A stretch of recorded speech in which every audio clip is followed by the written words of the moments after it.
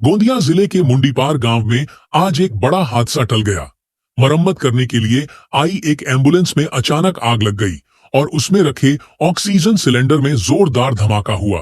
हालांकि इस घटना में किसी के हताहत होने की खबर नहीं है। जानकारी के मुताबिक 2 दिन पहले यही एम्बुलेंस गोंदिया में एक सड़क दुर्घटना का शिकार हुई थी। हादसे के बाद एम्बुलेंस को मरम्मत के लिए गोरेगांव तहसील के अंतर्गत आने वाले मुंडीपार गांव के एक गैरेज में लाया गया था।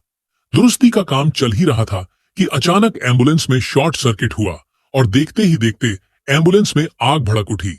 आग 2 दिन पहले यही एम्बुलेंस गोंदिया में एक सड़क दुर्घटना का शिकार हुई थी। हादसे के बाद एम्बुलेंस को मरम्मत के लिए गोरेगांव तहसील के अंतर्गत आने वाले मुंडीपार गांव के एक गैरेज में लाया गया था।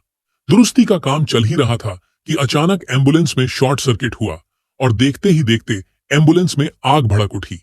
आग ने कुछ ही पलों में रौद्र रूप धारण किया और अंदर रखे ऑक्सीजन सिलेंडर में तेज धमाका हो गया। धमाके की आवाज से पूरे इलाके में अफरा तफरी मच गई। सड़क पर जा रहे लोग दहशत में आ गए। हालांकि गनीमत रही कि उस वक्त एम्बुलेंस के अंदर कोई मौजूद नहीं था, वरना बड़ा हादसा हो सकता था। वहीं मौके पर फायर ब्रिगेड की टीम पहुंचने में देर हुई, जिसके चलते एम्बुलेंस पूरी तरह जलकर राख हो गई। फिलहाल पुलिस और प्रशासन ने घटनास्थल का पंचनामा कर जांच शुरू कर दी है।